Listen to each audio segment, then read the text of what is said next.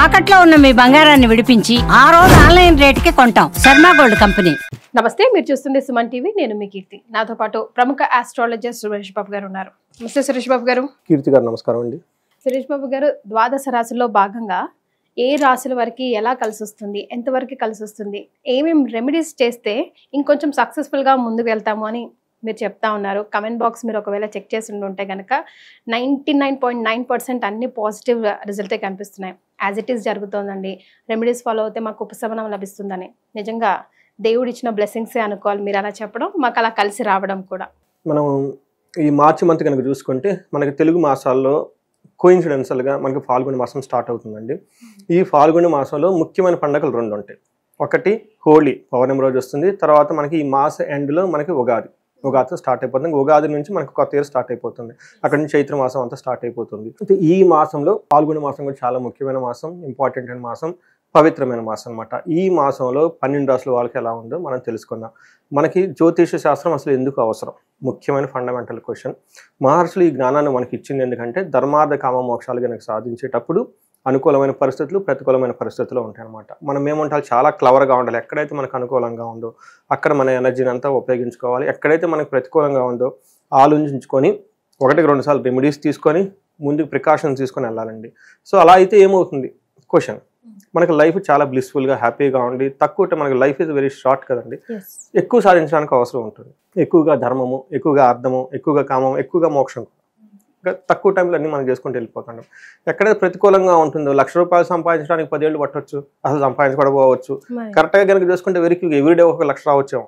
So అందుకని చెప్పేసి ఇది శాస్త్రం మనకి ఎలా యూజ్ అవుతుందంటే ఒక దిక్సూచి లాగా, ఒక ఇండికేటర్ లాగా మనకు యూజ్ అవుతుంది. అంటే కార్లు నడిపేటప్పుడు డాష్ బోర్డ్ లాగా ఎలా ఉంటాయి పారామీటర్, అలా చూసుకుంటే లైఫ్కి సంబంధించిన మన మహర్షులు ఇచ్చిన జ్ఞానం అండి. దీన్ని వాడి ప్రతి ఒక్కళ్ళు ఎంతో శోభాయమానంగా అష్టైశ్వర్యాలతో భోగభాగ్యాలతో లైఫ్ అనేది బ్లిస్ఫుల్గా హ్యాపీగా జీవించాలని చెప్పేసి మనం కోరుకుంటూ ఈ మాసంలో 12 రాసుల వరకు ఎలా ఉందో చూద్దాం. సో వృషభ రాశి వారికి మార్చి నెల ఎంతవరకు కలిసి రాబోతోంది, ఎంతవరకు కొంచెం నష్టం చెవి చూడాల్సి వస్తుందో తెలుసుకుందామండి. మనకి వృషభ రాశి కనుక సింపుల్ గా చెప్పండి చాలా బాగుందని చెప్పుకోవాలి. అంటే వాళ్ళకి సాధారణ నుంచి బాగుండే విధంగా ఉంది కానీ ఎక్కువగా ఇబ్బంది పెట్టే విధంగా అయితే ఏది లేదండి. ఇది ఇంకొకటి ఏమంటే వీళ్ళకి మనకు రాసులు కొంచెం నక్షత్రాలు అవన్నీ గ్రహాలని చేంజ్ చేసే టైం కూడా ఉందండి. ఎందుకంటే లాస్ట్ మూమెంట్లోనే కాబట్టి కొంచెం ప్లానెట్స్ పెక్యులర్గా బిహేవ్ చేస్తూ ఉంటాయండి. అంటే ఎవరికి కూడాను పెద్ద అంత హాని చేసే విధంగా ఉండదు. ఏదైనా ఉన్నా కానీ అంతా మైల్డ్గా వెళ్ళే అవకాశం ఎక్కువగా ఉంటుంది. అంటే లోవర్ డిగ్రీలు హై డిగ్రీలో ప్లానెట్స్ ఉన్నప్పుడు అవి అంత బలంగా ఉండవండి. అందులోని శని విషయంలో కూడా అంతే ఉంటుంది. వృషభ రాశి వాళ్ళకు కూడాను మనకి ఉగాది రాశి ఫలాలు కూడా మనం ఆల్రెడీ చెప్పుకున్నాం కదండి. వీళ్ళకి చాలా బాగుంటుందండి ఈ సంవత్సరం. అంతకుముందు మొదట్లో ఇబ్బంది పడి ఉంటారు కానివ్వండి, వచ్చే సంవత్సరం అంతా వీళ్ళకి చాలా చాలా మంచి మంచి పనులన్నీ జరుగుతూ ఉంటాయి. పెళ్లి కాని వాళ్ళకి పెళ్లి అయ్యే అవకాశము, మంచి జాబ్ లేని వాళ్ళకి జాబ్ వచ్చే అవకాశము, చాలా ప్రోగ్రెసివ్గా ఉండే రాసుల్లో 20-25 సంవత్సరం వృషభ రాశి ఒకటి. మనకి ఈ మంత్ కనుక చూసుకుంటే కృతికా నక్షత్రం 2, 3, 4 పాదాలు, రోహిణి 1, 2, 3, 4 పాదాలు, మృగశిర 1, 2 పాదాలు అంతా మనకి వృషభ రాశి. పేరు బలం కనుక మనం చూసుకుంటే ఈ, ఊ, ఏ, ఓ, వా, వి, వు, వే, ఓ ఈ అక్షరాలు మోరాలస్ ఇదే సౌండ్తో ఉన్న అక్షరాలంతా మనకి వృషభ రాశి కింద వస్తారండి. మనకి వీళ్ళు వృషభ రాశి వాళ్ళ కనుక మనకి గ్రహ స్థితిని కనుక చూసుకుంటే సూర్యుడు మీనరాశిలోకి ఎంటర్ అవుతున్నాడు మార్చి 14న. ఫస్ట్ 14 డేస్ ఒకలాగా ఉంటుంది, తర్వాత 14 డేస్ మారిన తర్వాత ఇంకోలాగా ఉంటుంది. అయితే బుధుడు వీళ్ళకి, శుక్రుడు వీళ్ళు ఆల్రెడీ మనకి రాహుతో కలిసి మీనరాశిలో ఉన్నారండి. అంటే టోటల్గా అక్కడ మనకి 4 రాశుల యొక్క ఇంపాక్ట్ కూడా వీళ్ళ మీద పడుతూ ఉంటుంది. 4 గ్రహాల యొక్క ఇంపాక్ట్ కూడా వీళ్ళ మీద పడుతుంది. కుజుడు వచ్చేటప్పటికి మిథున రాశిలో ఉన్నారండి. ఈ యొక్క ప్లానటరీ పొజిషన్ స్థితిని బట్టి మనం చూసుకుంటే సూక్ష్మ గోచారము, లఘు గోచారం అన్న కాన్సెప్ట్ మన మహర్షులు ఈ కాన్సెప్ట్ జ్యోతిష శాస్త్రం ప్రకారం చూసుకుంటే వీళ్ళకి ఫస్ట్ 14 డేస్ అంటే క్రియాఫలం, అంటే ఏదైనా పని చేస్తే అందులో లాభం వచ్చే అవకాశం ఎక్కువగా ఉంటుంది. ఆ తర్వాత వీళ్ళకి రావాల్సిన ధనం ఆగిపోయే అవకాశం ఎక్కువగా ఉంటుంది. అంటే పోస్ట్పోన్ అవుతుంది అన్నమాట. ఖచ్చితంగా డబ్బు రావాలి కానీ అది రాకుండా ఆగిపోయే అవకాశం ఎక్కువగా ఉంటుంది. ధనం విషయంలో ప్రాపర్టీ లాస్ అయ్యే అవకాశం ఎక్కువగా ఉంటుంది. వీళ్ళకి సంబంధించిన రియల్ ఎస్టేట్ కానివ్వండి, ఏదైనా ఫిక్స్డ్ అసెట్లు కానీ ఉంటే అట్లాంటి వాటికి సంబంధించిన విషయాల్లో అనుకోని విధంగా లాస్లు వచ్చే అవకాశం ఎక్కువగా ఉంటుంది. హెల్త్ పరంగా చాలా బాగుంటుంది. పుష్టిం అంటారు, అభయం, సెక్యూరిటీ పరంగా ఉంటుంది. 4 ముక్కలా చెప్పాలంటే క్రియాఫలం, విత్త లాభం, ధనఛేదం, పుష్టిం, అభయం. ఈ మొక్కలను అర్థం చేసుకుంటే ఈ మంత్ అంతా ఎలా ఉందో తెలిసిపోతుంది. మనకి డీటెయిల్స్ కనుక చూస్తే 11th హౌస్లో సన్ ఉండటం వల్ల ఇది చాలా బాగా కలిసి వచ్చే టైము అని మనం చెప్పుకోవాలి. అంత ఎక్కువగా కలిసి రాదు, చాలా లోవర్ లెవెల్. వీళ్ళకి ఏది ఉన్నా కానీ మంచి ఉన్నా చెడున్నా చాలా లో లెవెల్లో ఉంటుందండి. ఎక్కువగా ఇబ్బంది పెట్టకుండా, అంటే ఎక్కువగా అప్స్ అండ్ డౌన్స్ లేకుండా ధనం వస్తుంది కానీ తక్కువే వస్తుంది. ప్రాబ్లం ఉంది కానీ ఆ ప్రాబ్లం కూడా చిన్న ప్రాబ్లం ఉంటుంది. అంటే ఒక సాధారణంగా ఉండే మంత్ అని మనం అనుకోవాలి. ఒక రకంగా చెప్పాలంటే పెద్ద ఒడిదుడుకులు లేకుండా ఏ విషయంలో కూడాను ఒక నార్మల్గా ఉండే మంత్ అని మనం చెప్పుకోవాలి. అందుకని చెప్పి నార్మల్ నుంచి పాజిటివ్గా ఉండే అవకాశం ఎక్కువగా ఉంటుంది వీళ్ళకి.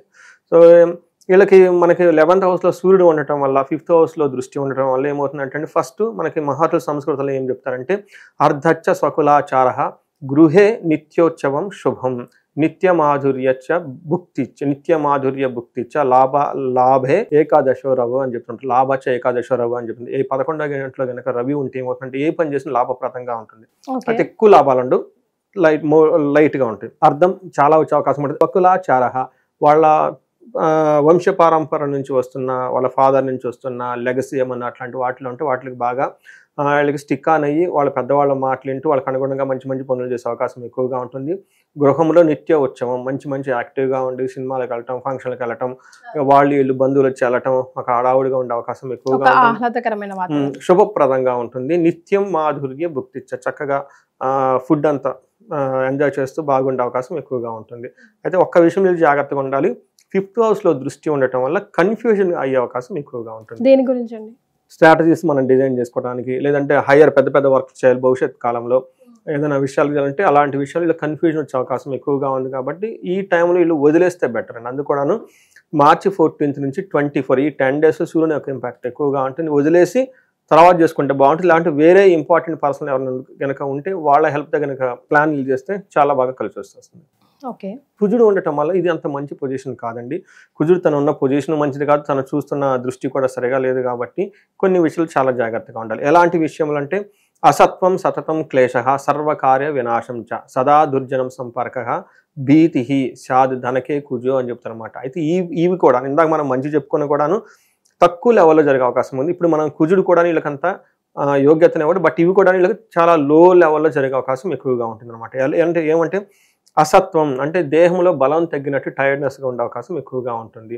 సతతం క్లేశ ఎప్పుడైతే మనకి హెల్త్ యాక్టివ్గా చేయలేమో, ఏమైంది నాకు, చేస్తామా లేదా, చాలా రెస్పాన్సిబిలిటీస్ ఉన్నాయి, బాధ్యతలు మనకి బాగలేనప్పుడు ఇవన్నీ గుర్తు వస్తాయి ఎక్కువ అంతే కదండి. అప్పుడుదా బాగానే ఉంటాం. ఎప్పుడైతే హెల్త్ బాగలేదో, పిల్లల చదువులు ఉన్నాయి, వాళ్ళ భవిష్యత్తు ఏంటి, నా జాబ్ ఏంటి, ఉంటుందా పోతుందా, నేను ఉంటానా, ఇన్ని రకాల ఆలోచనలు వచ్చేస్తాయి. ఎందుకు ఒకరోజు బాగలేకపోతే. ఇది మా మిసెస్ కూడా వృషభ రాశి. ఎప్పుడన్నా చిన్న గ్యాస్ట్రైటిస్ వస్తే నేను ఉంటానో పోతాను అడుగుతాను, డైరెక్ట్ అక్కడికి వెళ్ళిపోతాను అనమాట. ఇంక మధ్యలో ఎక్కడ ఉండదు. అందుకని వృషభ రాశి వాళ్ళకి కొంచెం ఎక్కువ ఉంటుంది. అందుకని సర్వ కార్య వినాశనం ఏదైనా కనుక చేస్తే ఆటంకాలు ఆగిపోయే అవకాశం ఎక్కువగా ఉంటుంది. జాగింగ్ లాంటి కొత్త కొత్త అంబిషన్స్ ఏమైనా స్టార్ట్ చేయాలనుకుంటే అవి ముందుకెళ్ళవు. కొత్త కార్యక్రమాలే అవసరం లేదు, కొంచెం జాగ్రత్తగా అడుగులేమంటున్నారు. చిన్న చిన్న పనులు ఆటంకాలు ఆగిపోతూ ఉంటాయి. ఫ్రెష్ గా జాగింగ్ చేద్దాం, ఫ్రెష్గా ఒక సంకల్పం తీసుకుందాం, ఇప్పటి నుంచి ధనం దాచిపెట్టాలి, ఇలాంటి మనం చిన్న చిన్న ప్రోగ్రాంలు పెట్టుకుంటే అవన్నీ రైట్ టైం. సదా దుర్జన సేవ ఈ టైంలో కొంచెం చెడ్డ పనులు అవి చేసి వాళ్ళతో ఎక్కువగా అనవసరంగా గొడవ పట్టడం ఇవన్నీ జరిగే అవకాశం ఎక్కువగా ఉంటుంది. కాబట్టి కామ్గా మన పని మనం చేసుకుంటూ ఉంటే బేసికల్గా మార్స్ వల్ల వీళ్ళకి హెల్త్ రిలేటెడ్ ప్రాబ్లమ్స్, చిన్న చిన్న ప్రాబ్లమ్స్ అవి వచ్చే అవకాశం ఎక్కువగా ఉంటుంది. బ్యాడ్ కంపెనీ వచ్చే అవకాశం ఎక్కువగా ఉంటుంది. అది మన చేతిలో ఉంది కదండి, తెలిసిపోకుండా. అందుకని చెప్పేసి ఏ ప్రకారంగా చూసుకున్నా మనకేమంటా బాహ్య అంతర్గత శత్రువులు అన్నట్లు వీళ్ళకి మన లైఫ్ స్టైల్, మన మైండ్ డిసిప్లిన్లో ఉండడం చాలా చాలా అవసరం. తర్వాత లాస్ ఆఫ్ మనీ, కొంచెం డిసీజ్ వచ్చే అవకాశం ఎక్కువగా ఉంటుంది, కొంచెం అగౌరవం జరిగే అవకాశాలు కూడా ఎక్కువగా ఉంటాయి. బట్ ఇవి కూడాను చాలా తక్కువ స్టేజ్లో జరుగుతాయండి. చిన్న చిన్న విషయాలు, పెద్ద పెద్ద విషయాలు అయితే ఏం కాదు. బట్ ఏదైనా ఉన్నా కానీ ఇంపార్టెంట్ విషయాలు కొంచెం జాగ్రత్తగా డీల్ చేస్తే సరిపోతుంది. వీళ్ళకి 11th హౌస్లో శుక్రుడు ఉండడం వల్ల అగైన్ వీళ్ళకి చాలా బాగా కలిసి వచ్చేస్తుందండి. అందులో వీళ్ళకి 11th హౌస్ లో సూర్యుడు శుక్రుడు ఇద్దరు ఉన్నారండి. Correct, me observation is perfectly right. యాక్చువల్గా 11th హౌస్ లో రాహు కూడా ఉన్నారు, ఇది బుధుడు కూడా ఉన్నారు, నలుగురు ఉన్నారు. సో వీళ్ళకి యాక్చువల్గా 11th హౌస్ లో మనకి ఏ గ్రహం ఉన్నా బాగా కలిసి వస్తుందండి. అంత పాజిటివిటీగా మనకి 11th హౌస్ లో జ్యోతిష్ శాస్త్రంలో ఏ గ్రహం ఉన్నా బాగా కలిసి వస్తుంది. సో వృషభ రాశి వాళ్ళకి 4 గ్రహాలు ఉన్నాయి అందులో, అందుకని అన్ని బాగానే కలిసి వచ్చే అవకాశం ఎక్కువగా ఉంది. అదే మొదట్లో చెప్పాను, న్యూట్రల్ నుంచి పాజిటివ్ సైడ్ ఉంటుంది. ఇంకా వాళ్ళ వ్యక్తిగత జాతకాన్ని బట్టి చాలా ఎక్కువగా ఉండే అవకాశం ఎక్కువగా ఉంది. ఒక కుజుడు మాత్రం వీళ్ళకి కొంచెం సపోర్ట్ ఇవ్వట్ల, బట్ మిగతా అన్ని ప్లానెట్స్ చాలా మంచి సపోర్ట్ ఇచ్చే విధంగానే ఉన్నాయని చెప్పాలి. సూపర్. సో ఇది వాళ్ళకి ఒక శుభసూచకం కూడా, వచ్చే హోల్ ఇయర్ కూడా ఎలా ఉంటుందనే దానికి ఇది ఒక ఇండికేషన్ కూడా మనం చెప్పుకోవచ్చు. తర్వాత వీళ్ళకి శుక్రుడు 11th హౌస్లో ఉండడంలో పుష్టిం, చాలా పుష్టిగా ఉంటారు. కాంతిం తదా కీర్తిం, ఇష్టకార్య సాధకం, ఇంకా ఇష్టమైన పనులు చేయటము, క్షీరాన్న భోజనం, తర్వాత మంచి మంచి ఫుడ్లు తింటాము. అంతేకాకుండా శుక్ర ఏకాదశిలో ఉండటం వల్ల అర్ధలాభం కూడా చూపిస్తూ ఉంది, జయం కలుగుతూ ఉంటుంది ఏ పని చేసినా కానీ. అంటే సూర్యుడు వీళ్ళకి అనుకూలంగా ఉన్నారు, శుక్రుడు కూడా అనుకూలంగా ఉన్నారు. అంతేకాలం పిల్లల విషయంలో కొంచెం జాగ్రత్తగా ఉండడం చాలా అవసరం అండి. ఇవి మనకు గ్రహాలు ఇచ్చే అవకాశం. మనం ఒక సెన్స్లో చెప్పుకోవాలంటే ఒక కుజుడులకు కొంచెం ఇబ్బంది పెడుతున్నా, మిగతా 3 గ్రహాలు వీళ్ళకి బాగా సపోర్ట్ ఇస్తున్నాయి, ఇంక్లూడింగ్ రాహు కూడా. సో మరి నక్షత్ర ప్రకారం వృషభ రాశి వారికి ఎలా ఉండబోతుంది? మనకి ఇందులో 3 నక్షత్రాలు ఉంటాయండి, కృతిక, రోహిణి, మృగశిర. కృతికా నక్షత్రం కనుక చూసుకుంటే వీళ్ళకి 3 విషయాల్లో చాలా బాగుంది, 2 విషయాల్లో ఛాలెంజింగ్ ఉంది. ఫస్ట్ ఎక్కడ బాగుంటుందంటే క్షేమము, ఎన్ని ఆటంకాలు వచ్చినా ఓవరాల్ గా క్షేమంగా ఉంటారు. రెండోది బుధుడి వల్ల సౌఖ్యంగా ఉంటారండి, ఏ పని చేసినా కానీ ఇబ్బంది పడకుండా ఒక లగ్జరీగా కంఫర్టబుల్గా అంత పనులన్నీ చేసుకుంటూ వెళ్ళిపోతూ ఉంటారు. లాభప్రదంగా కూడా ఈ మంత్ వాళ్ళకి ముగుస్తుంది. 2 విషయాలు కేర్ఫుల్గా ఉండాలి. ఒకటి దేహ పీడనం, ఓకే, మనకి శారీరకంగా వాళ్ళు ఇబ్బంది పడే అవకాశం ఎక్కువగా ఉంటుంది. కలహం, గొడవలు అయ్యే అవకాశం కూడా ఎక్కువగా ఉంది. తర్వాత రోహిణి నక్షత్రం వాళ్ళకి 2 విషయాల్లో పాజిటివ్, 2 విషయాల్లో ఛాలెంజ్. ఎక్కడ పాజిటివ్ అంటే ఎవరైనా కనుక ఫారిన్ వెళ్ళాలనుకున్న వాళ్ళకి, లేదంటే రిమోట్ ప్లేస్లో వెళ్ళి స్టే చేయాలనుకున్న వాళ్ళకి, ఒక ప్లేస్ నుంచి ఇంకో చోటుగా మారాలనుకున్న వాళ్ళకి చాలా ఫేవరబుల్ టైం, ఓకే, క్షేమంగా ఉంటారు. తర్వాత వీళ్ళకి దేహ పీడనం, కలహం, శారీరకంగా కొంచెం ఇబ్బందులు పడే అవకాశం ఎక్కువగా ఉంటుంది. వాళ్ళ శరీరం వాళ్ళకి బాధిస్తుంది అనమాట, అంటే మన శరీరం మనకు బాధిస్తుంది. తర్వాత కలహం, గొడవలే అవకాశం ఎక్కువగా ఉంది. మృగశిర వాళ్ళకి పరవాసము, ఫారిన్ వెళ్ళాలి అనుకున్న వాళ్ళు చాలా బాగుంటుంది. తర్వాత గొడవలే అవకాశం ఎక్కువగా ఉంటుంది, దేహ పీడనం ఉంటుంది. వీళ్ళకి వస్త్ర లాభం, అంటే శుక్రుని వల్ల వీళ్ళకి ఇంటికి కొంచెం ఇంటికి శోభాయమానంగా ఉండే వస్తువులు కొనటం, డెకరేట్ చేసుకోవటం, లేదా షాప్కి వెళ్ళటం, జ్యువెలరీ కొనుక్కోవటం, ఒక కంఫర్ట్, లగ్జరీ, క్రియేటివ్గా ఉండే వస్తువులు కొనే అవకాశం చాలా చాలా ఎక్కువగా ఉందండి వీళ్ళకి. అయితే కృతికా నక్షత్రం వాళ్ళకి హెల్త్ కాంప్లికేషన్స్, కొంచెం మైల్డ్గా ఫీవర్ వచ్చే అవకాశం ఎక్కువగా ఉంటుంది. రోహిణి నక్షత్రం వాళ్ళకి కార్యహాని కేతు వల్ల, అంటే ఏదైనా పని స్టార్ట్ చేస్తే మధ్యలో బ్రేక్ వస్తుంది, కానీ వీళ్ళు మళ్ళీ కంటిన్యూ చేస్తే బాగుంటుందండి. ఇది కొంచెం గుర్తుపెట్టుకోవాలి.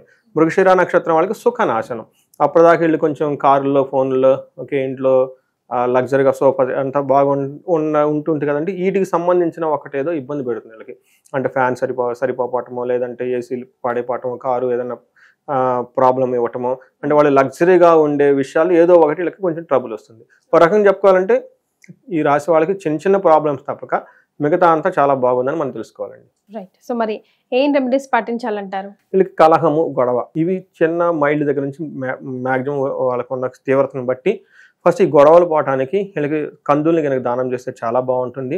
అంతేకాకుండా వీళ్ళకి భార్యాభర్తలు అయితే కనుక అన్యోన్య పాశుపత హోమం అని ఉంటుందండి.